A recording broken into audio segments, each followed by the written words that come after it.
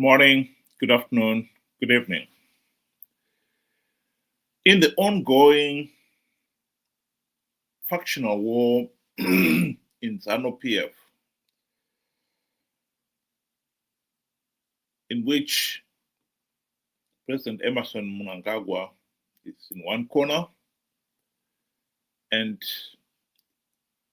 his vice president, Constantino Chiwenga, is in the other. The factional war has been heating up.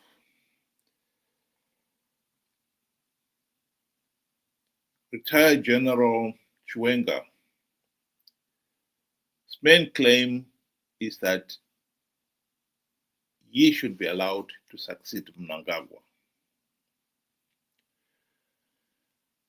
There was supposedly a gentleman agreement following the 2017 military coup that Mnangagwa will serve 1 5-year term, then he will hand over to Chiwenga.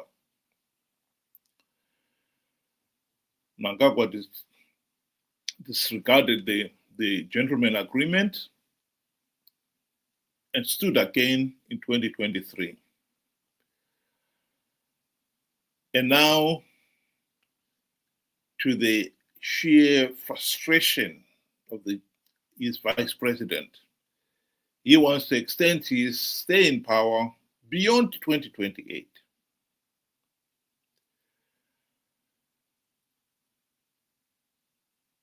The party has passed this resolution, so-called ED 2030, resolution number 1, that it should work to allow Mnangagwa to stay on beyond 2028.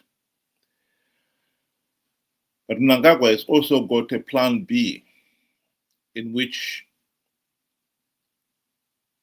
it is believed he is now grooming the business person, tycoon, Tagwirei, to be his successor. Of course, the general is infuriated, as one can well imagine. So one of the things that the general has been saying is that the 2017 military coup was conducted by himself and his fellow army officers, and Mnangagwa should honor the agreement that they produced. And the general is further accusing Tagwirei and other corrupt business individuals in the country, commanders, of being responsible for the country's economic collapse because of the looting.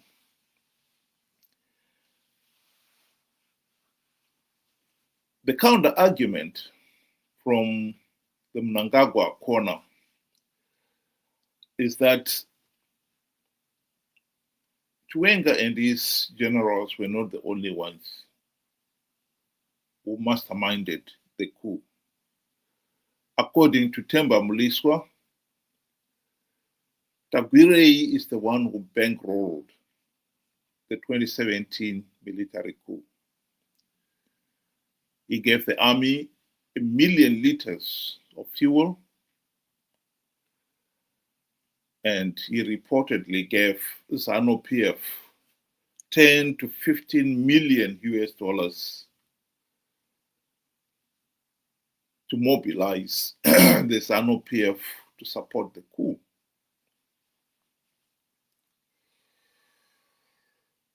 And according to Mliswa, Mnangagwa himself was the lead thinker and organizer of the coup.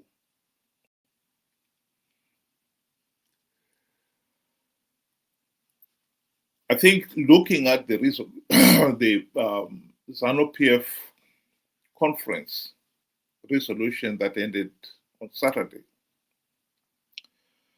which reaffirmed the 2030 ED 2030 resolution, it looks like the general is back against the the wall now. What Temba Mliswa is saying here, the role that Tagwirei played, we cannot underestimate that. In not only Zimbabwe, in Africa in general, the role that corruption has been playing is truly worrying. The trend of state capture in Africa is a matter of serious concern. We've seen it happen in South Africa with the Gupta. And in the 2023 documentary by Al Jazeera, The Gold Mafia, they gave us an insight at how powerful some of these corrupt individuals who end up corrupting Africa's leaders and our political systems can become.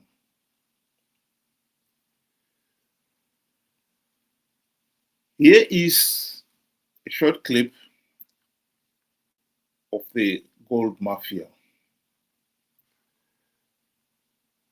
and what it is all about.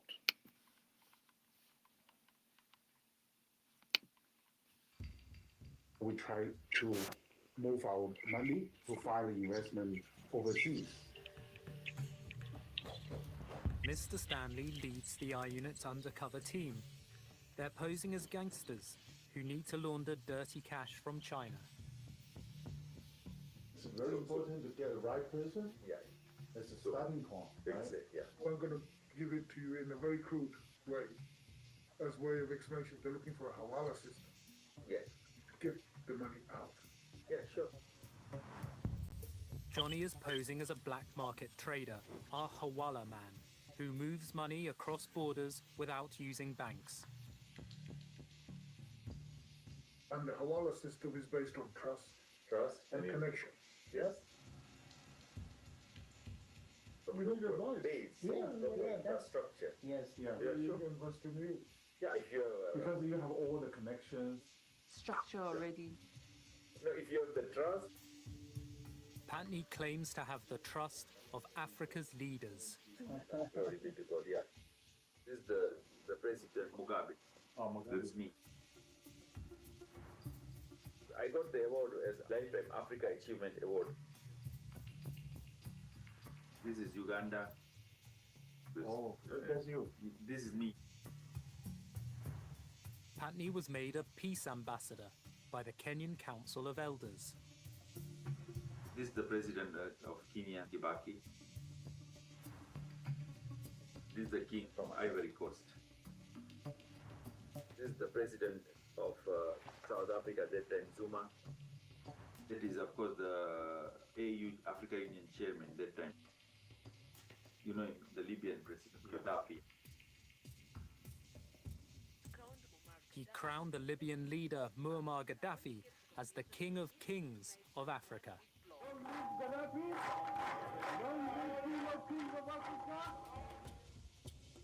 After Gaddafi was killed, the pastor anointed Zimbabwe's President Mugabe as the King of Kings. Mugabe was dethroned in a military coup in 2017. His successor is Emerson Mnangagwa. Today, we are witnessing the beginning of a new and unfolding democracy for our country. President Mnangagwa is using a UN climate change conference to attract foreign investment. Zimbabwe is open for business. His presidential envoy is also at the conference and agrees to meet undercover reporters. Zimbabwe is like really open for business when we say these things. Okay. He says he has the president's authority to make a deal with Mr. Stanley.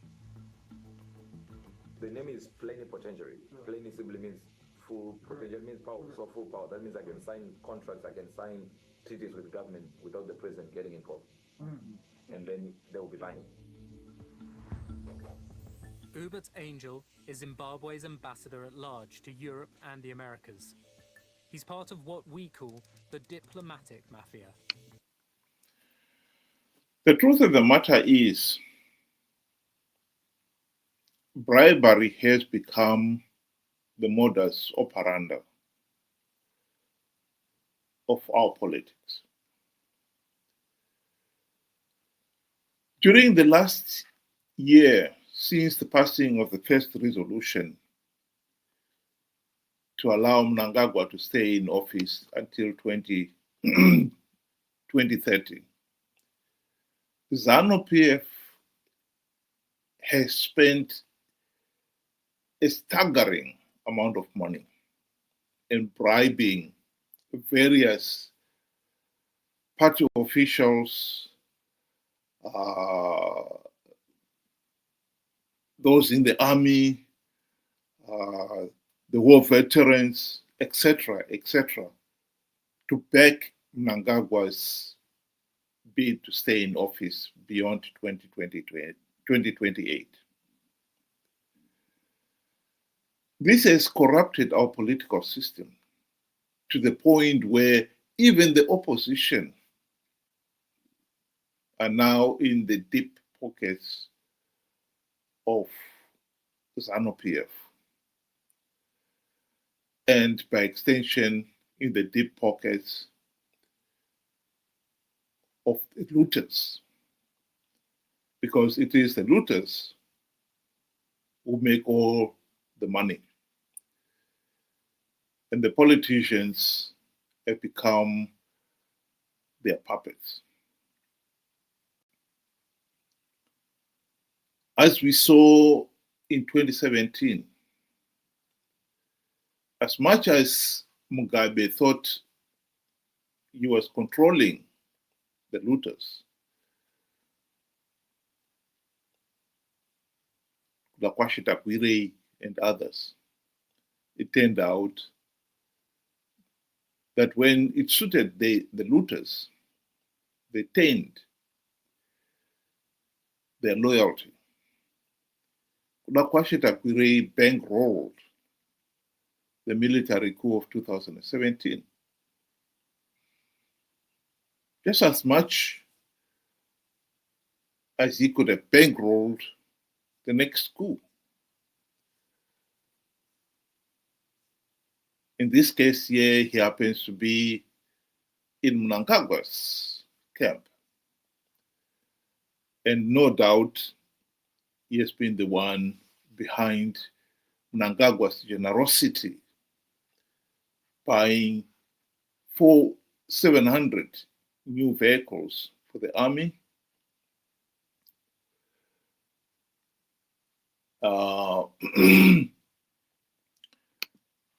the various chairpersons of ZANU-PF structures like the Women's League, Youth League, and so forth, they each got new vehicles. All members of ZANU-PF Central Committee, they each got a new vehicle too. The war veterans, etc., they all were being showered with presents. And there's no doubt where Mnangagwa is getting the money from all the looting activities that is taking place. And he sits at the top of it. Hubert Angel refers to him as number one, sitting at the apex of the corruption. Here is Professor Jonathan Moyo talking about how corrupt and filthy rich Mnangagwa has become. Are you corrupt? No, in fact, this is laughable. Seriously laughable. First of all, this is an accusation coming from the most corrupt politicians and public officials in the history of our country. They cannot account for the assets that they have. The richest individual in the Republic of Zimbabwe is Emmerson Mnangagwa, the one person who was responsible for setting up ZANU-PF companies when he was the Secretary for Finance of the ruling party is Emmerson Mnangagwa. There is no cent that comes from those companies, including a bank, including investments in the region, in countries like Namibia and even South Africa. The person who led the plunder of resources, even in foreign countries such as the Democratic Republic of Congo, leading to the United Nations investigating and coming up with a report that is still there, is Emmerson Mnangagwa, along with the military cabal of General Chiwenga, SP Moyo, the person who brought the Chinese to plunder Chiadzwa diamond resources for Zimbabwe, up to a point where we have, at the very least, over a period from 2007 to 2014, some 12 to 15 billion dollars in diamond revenue that remains unaccounted for, that went into the pockets of individuals. These people have staged a coup, not just to grab power for the sake of grabbing power, but in order to cover up their corruption. That command agriculture was nothing but a looting scheme. The tragic reality for Zimbabwe is that there is state capture, and it is at an incredible scale. The looters have made those in positions of power and authority filthy rich.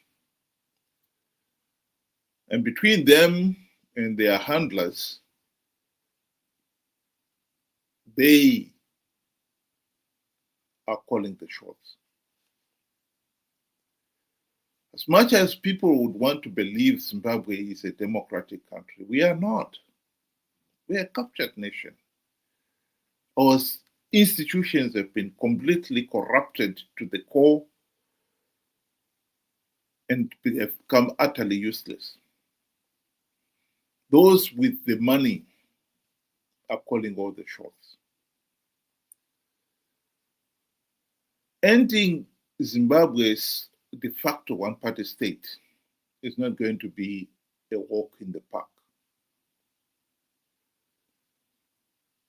We had the opportunity to end it during the 2008-2013 GNU.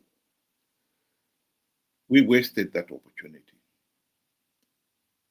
And from that GNU, ZANU-PF has emerged stronger and more shrewd.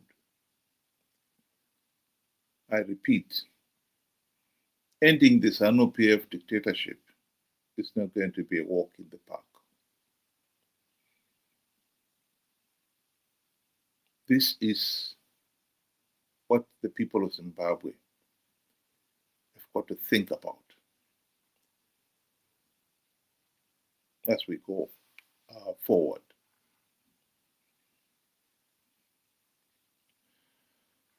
We had the opportunity, like I said, to end it. We wasted it. And I hope we're not going to let those who wasted the opportunity drag us into yet another meaningless election on the basis of a false claim that they would win those flawed elections. We need to grow up. We need to be a lot smarter. Hashtag God is in it. A few Bible verses and the usual idiotic lie about I can win rigged elections is just not going to be to cut the ice. ZANU-PF is a lot smarter, and they've got the resources to bribe and corrupt all our institutions. That is the task before us. It's not going to be a walk in the park to end the Mnangagwa dictatorship. And Mnangagwa may well be driving to stay in power beyond 2028. Even if he gives up that one, he has a plan B. He wants one of his cronies, Tagwirei, to take over.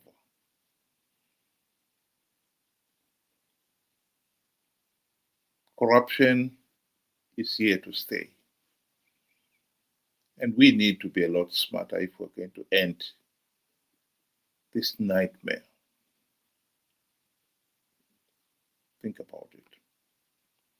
Thank you very much. Have a good day.